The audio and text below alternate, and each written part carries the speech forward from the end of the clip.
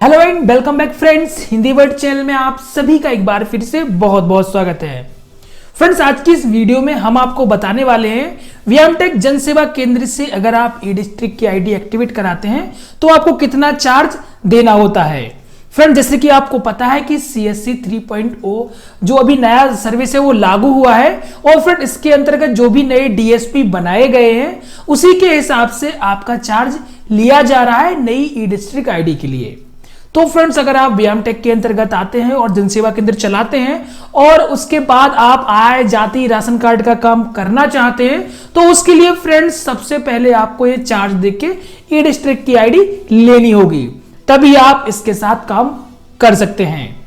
तो फ्रेंड चलिए, आपको ये कैसे प्रोसीजर करना है, कितना पैसा देना है, वो सब कुछ हम आपको इस वीडियो के माध्यम से बताने जा रहे हैं। तो चलिए वीडियो को स्टार्ट करते हैं। सो फ्रेंड, जैसे कि आप देख सकते हैं CSC 3.0 जो न्यू है वो उसने काम करना शुरू कर दिया है और उसके जो नए रूल्स हैं, नए नियम है वो कुल मिला के यहाँ पे लागू हो गए हैं।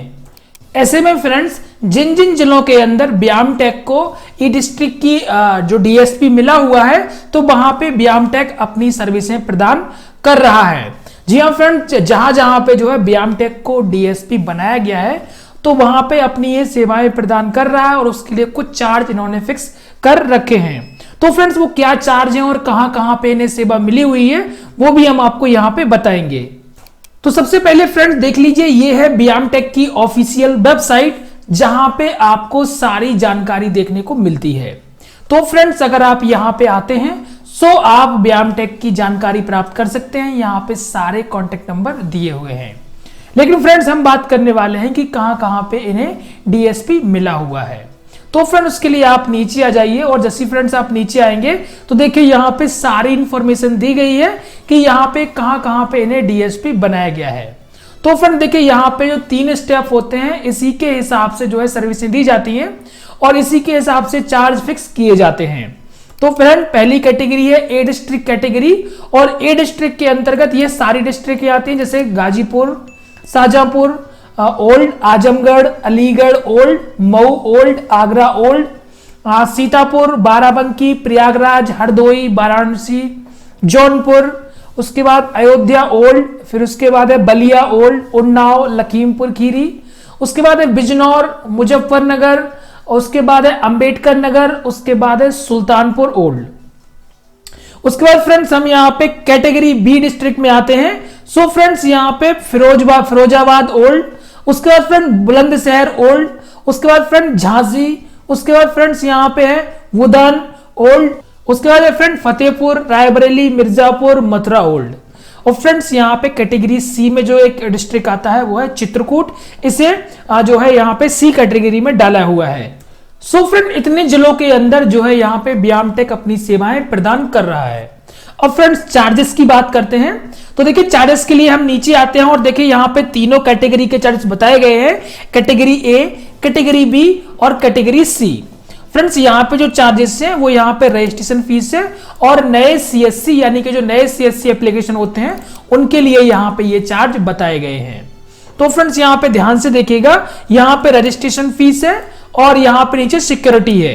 तो फ्रेंड्स, जो सिक्योरिटी होगी सबसे पहले ए कैटेगरी के लिए, तो फ्रेंड्स अर्बन में है, यहाँ पे देखिए जो रजिस्ट्रेशन फीस है वो है 2000 रुपए और जो सिक्योरिटी फीस है वो यहाँ पे 2000 रुपए है। ये फ्रेंड्स अर्बन के लिए है और रूरल के लिए यहाँ पे 1000 रुपए और 1000 रुपए। ठीक है फ्रेंड्स, यानी कि जो कैटेगरी ए में रजिस्ट्रेशन फीस वो भी 1000 रुपए और सिक्योरिटी फीस है वो भी 1000 रुपए रूरल के लिए।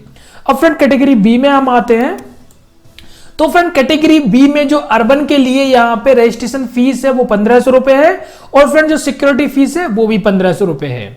और फ्रेंड कैटेगरी बी में जो रूरल के लिए यहाँ पे रजिस्ट्रेशन फीस है वो 750 रुपए है और सिक्योरिटी फीस भी 750 रुपए है। अब फ्रेंड हम कैटेगरी सी में आते हैं तो कैटेगरी में जो रजिस्ट्रेशन फीस है अर्बन के लिए वो 1000 है और सिक्योरिटी फीस अर्बन के लिए भी 1000 रुपए है। और फ्रेंड्स यहाँ पे रूरल की बात करते हैं तो रूरल में रजिस्ट्रेशन फीस 500 है और सिक्योरिटी फीस भी 500 है। तो फ्रेंड्स आपने जान लिया ये नए CSC के लिए यहाँ पे ये चार्जेस बताए गए हैं। उसके बाद फ्रेंड्स हम नीचे आते हैं।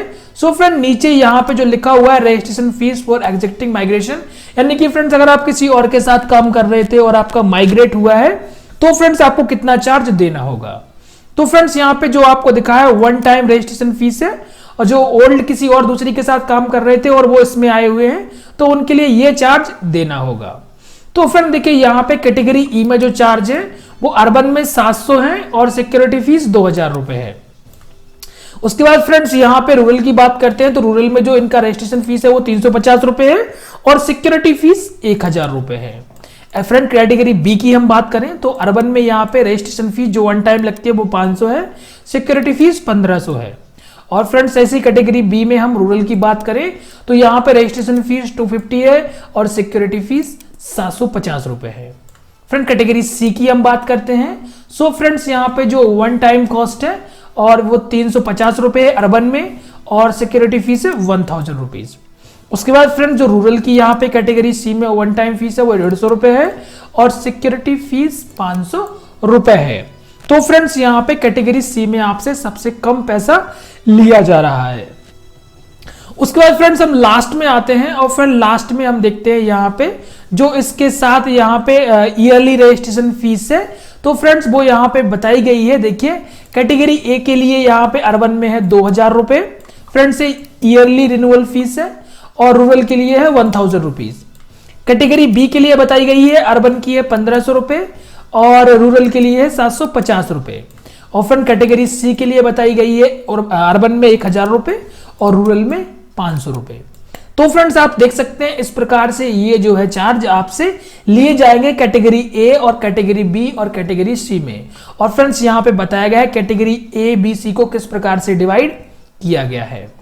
उसके बाद फ्रेंड्स आप नीचे आएंगे तो देखिए यहाँ पे जो भी आपका डीडी बनेगा, जो भी आपका पेमेंट होगा वो यहाँ पे इस अकाउंट में किया जाएगा। जी हाँ फ्रेंड्स इस अकाउंट में किया जाएगा, तो इस बात का आपको ध्यान रखना है। और फ्रेंड नीचे लिखा है जो all demand draft are to made favour बियामटेक technologies we do not accept cash payment, यानी कि फ्रेंड जो कैश पेमेंट है वो आपसे नहीं लिया जाएगा, इस बात का आपको ध्यान रखना है। इसके बाद फ्रेंड नीचे एक चीज और लिखी गई है कि 18% जीएसटी भी आपको देना होगा, तो वो नीचे यहाँ पे देखिए छोटे अक्षरों में लिखा हुआ है, इस बात का भी आपको ध्यान रखना होगा। अब चलिए फ्रेंड्स हम आपको यहाँ पे कुछ जानकारी और दे देते हैं।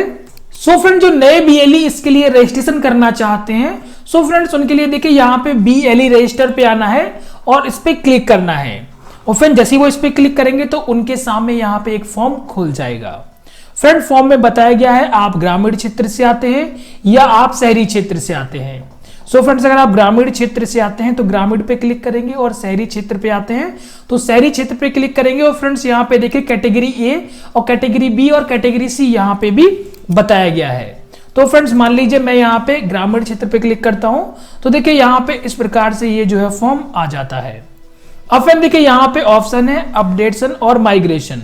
अगर फ्रेंड्स यहाँ पे आपको माइग्रेशन कराना है तो इस पे क्लिक करेंगे और उसके बाद फ्रेंड्स अगर आप नया रजिस्ट्रेशन कर रहे हैं तो आप नए रजिस्ट्रेशन पे क्लिक करेंगे।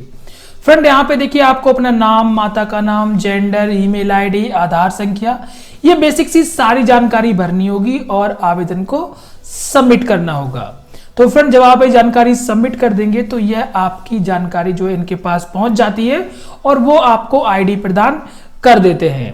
यहाँ पे फ्रेंड्स एक जानकारी लिखी गई है, इसे भी आप पढ़ लें। यहाँ पे लिखा हुआ है आवेदन दर्ज करने से पहले यह निश्चित कर लें कि आप इच्छुक आवेदक हैं। यह जन सेवा केंद्र आवंटन की फीस आपके द्वारा अगले चरण में देय होगी। पंजीकरण के लिए न्यूनतम राशि 1000 है जो आप net banking, NEFT, debit card, credit card इत्यादि से भुगतान कर सकते हैं। उत्तर प्रदेश शासन द्वारा निर्धारित पंजीकरण राशि पूरी वसूली आपके बियामटेक वॉलेट से कर ली जाएगी। तो फ्रेंड्स यहाँ पे बताया गया है कि अगर आप सुनिश्चित कर लें तभी आप यहाँ पे रजिस्ट्रेशन करें, अन्यथा आप यहाँ पे रजिस्ट्रेशन ना करें, इस बात का आपको ध्यान रखना है। तो फ्रेंड इसी प्रकार से आपको करना है। और फ्रेंड्स अगर आप यहाँ पे देखिए अपडेशन चुनते हैं तो यहाँ पे आपको पुरानी अपनी आईडी डालनी होगी। और फ्रेंड पुरानी संस्था का नाम आप किससे जुड़े हुए थे, आप सीएमएस से जुड़े थे, केडी से जुड़े हुए थे, सहस से जुड़े थे, जेआरएस से जुड़े थे, जिससे भी जुड़े थे आपको वो भरना है यहाँ पे सारी जानकारी। तो उसी के हिसाब से आपका जो है काम होगा। इसके बाद फ्रेंड जैसे आपका आवेदन हो जाता है तो आवेदन होने के बाद जो है आपको यहाँ पे कांटेक्ट करना होगा इनकी कस्टमर केयर पे। फ्रेंड कस्टमर केयर के सारे नंबर यहाँ पे दिए गए हैं, आप देख सकते हैं। इसके अलावा फ्रेंड्स आप देख सकते हैं यहाँ पे भी पॉपअप चल रहा है कि CSC 3.0 रजिस्ट्रेशन के लिए यहाँ क्लिक करें। सो फ्रेंड जैसे आप यहां क्लिक करेंगे तो भी आप इसी पेज पे चले जाएंगे, तो यहीं से आपका अपडेशन का काम चल रहा है। तो फ्रेंड्स अगर आप इससे जुड़ते हैं और काम करते हैं तो आपको ई डिस्ट्रिक्ट की आईडी इन्हीं के साथ मिलेगी और यहीं से आप अपना काम शुरू कर सकते हैं। तो फ्रेंड्स उम्मीद करते हैं आप इसके चार्जेस के बारे में जान गए होंगे और फिर इनकी सेवाओं के बारे में जान गए होंगे और कहां पे कितना चार्ज आपको पे करना है वो भी आप समझ गए होंगे। फिर लास्ट में मैं आपको एक जानकारी और देना चाहूंगा कि अगर आपसे ज्यादा पैसे की मांग हो रही है तो आपको क्या करना है। सो फ्रेंड्स यहां पे आप देख सकते हैं, अगर आपको कोई भी समस्या होती है तो आप यहां पे आके डीएसपी से कांटेक्ट कर सकते हैं इसके बारे में। सो फ्रेंड्स आप यहां पे नीचे देख सकते हैं, यहां पे डीएसपी के कांटेक्ट नंबर आपको देखने को मिल जाएंगे। यहां पे व्यामटेक के नंबर आपको दिए गए हैं। तो फ्रेंड्स अगर आपको कोई समस्या होती है तो यहां पे आपको कांटेक्ट करना है और फ्रेंड्स यहां पे कॉन्टेक्ट पे क्लिक करके आप इन्हें मेल भी भेज सकते हैं। यहां पे देखिए सारी जानकारी दी गई है। तो फ्रेंड इस प्रकार से अगर आपको कोई समस्या होती है, आपसे कोई ज्यादा चार्ज लिया जाता है, सो आप यहां पे मेल डाल के अपनी समस्या का समाधान कर सकते हैं। सो फ्रेंड्स उम्मीद करते हैं आपको ये जानकारी पसंद आई होगी। अगर जानकारी पसंद आई है तो वीडियो को शेयर करिए, लाइक करिए और साथ ही साथ हमारे सिंधी बर्ड चैनल को सब्सक्राइब करना बिल्कुल मत भूलिए। फ्रेंड्स मिलते हैं एक और वीडियो के साथ, तब तक के लिए नमस्कार, आपका दिन शुभ रहे।